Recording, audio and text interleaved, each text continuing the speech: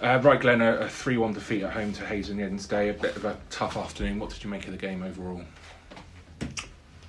I've got an overall element of frustration in terms of how we started the game. We couldn't quite get to grips with the Hayes system, and by the time we did, we're 2-0 down against a very good side, and it's always going to be really difficult to come back from that. I take full responsibility for that. I've set us up. We've changed system a couple of times, which is probably unacceptable in a period of 90 minutes, and the lads to expect them to adapt. So that's something that I'll reflect on. But we continue to try and probe. Again, not full throttle, but we continue to ask some questions of Hayes. Not enough questions, and again, it was all too intermittent in terms of how we've been playing previously. However, we still created 2 or 3 chances where we could have made more of. Mm-hmm. I mean, looking at the first couple of goals, as you say, it seemed the conditions out there. Obviously, both teams have to play in it, but it seemed obviously the first goal sort of just slipped straight through Harry, and the second goal, a bit of a lucky deflection, sort of put it straight into their path. I mean, does that sort of play any part on it, or was it just disappointment to concede those 2 goals, really? You can't hide away from how we've conceded goals. I mean, you gave quite a simple and direct breakdown of how we conceded the goals there, and we obviously expect to do better. However, Harry's been in bed all week, and you could think it was a little bit unfair of us to throw him out and expect to have a full firing Harry Lee. And listen, the boys saved us points this season in the short spell he's been there. We've been with us, so I expect us to do more to protect the kid. The ball's still gone across our 6-yard box. We've still got players in and around there. So, and then the second goal, I feel we can definitely be more aggressive in our defending as a team, not individuals, as a team. And then you see moments and phases in the game where we have been aggressive, and it's served us really, really well. Mm-hmm. But as I said, it wasn't for a prolonged period that we expect or that we've produced. But saying that, the boys have continued to try and plug away on a difficult afternoon.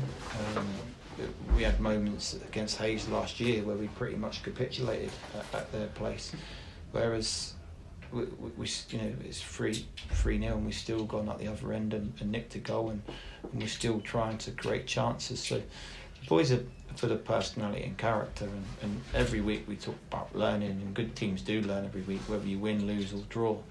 And it's so important that we're calculated in terms of how we break our performance down and analyse it. And even just then, we're sat there in discussion and analysing elements and areas where we can improve on Tuesday and Thursday, which we're in a really good position to plan for next Saturday.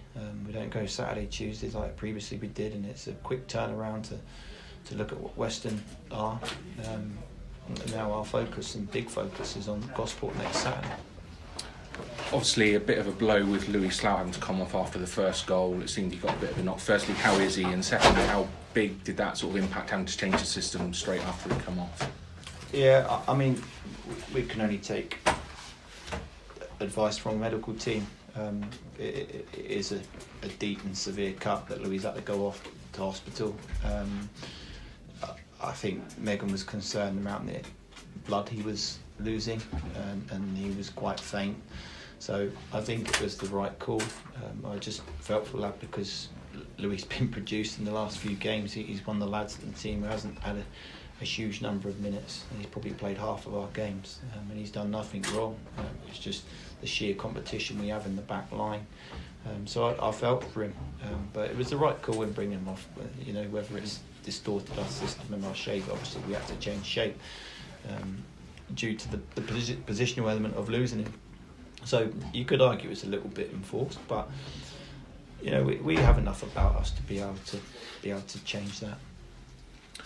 what was the message to the players after full time? As you say, we've got a blank week now coming up, and as you said in your programme notes, I think you almost sort of want a bit of a break now before the next game. How sort of good is it to have a week on the training pitch now ahead of the next goal? Yeah, I mean, when you're winning games and you're picking up points, you want to play as many games as you can, as quick as you can.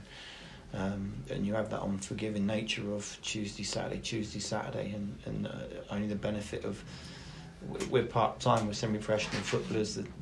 But I know both sets of teams have been up at work all day, so to keep dragging them in Tuesday, Thursday, Saturday is difficult. However, we've got to accept that, and we're in a fortunate position, to be able to play football and to be able to coach and manage. So as long as we're covering miles and we're covering ground to be able to put this right, when you're here, we expect everybody to contribute, and that will be the case Tuesday. We spoke about it, and Thursday, everybody's on board. That's a fact. I think you can see that. Although we're going through a set of results where we expect to pick up a few points, we knew October was going to be an extremely difficult month, and it's proving that. Then next step is going to be none easier. But what's the point of being in managing coaches teams where where we're smashing teams 4-0, 5-0 every week, and you're not learning anything, you're not tested, you're not challenged. So this is where we all need to be together, and we'll all contribute on Tuesday. Brilliant. And finally, obviously, no Shaq Gwanji today. Presumably he's still out with that knock, is he?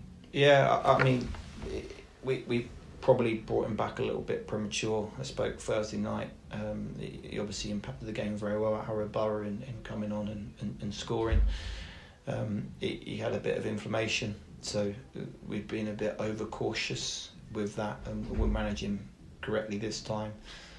He's a young player, he wants to play every minute, every game, so you've got to almost sit him down and not allow him to do what he wants to do. So whether he'd be ready for Saturday, I'm not sure. I think it could come a bit too soon for him, and we could be looking at the following week, but we need to manage him appropriately, that's for sure. That's great. Thanks for your time, Glenn. Cheers.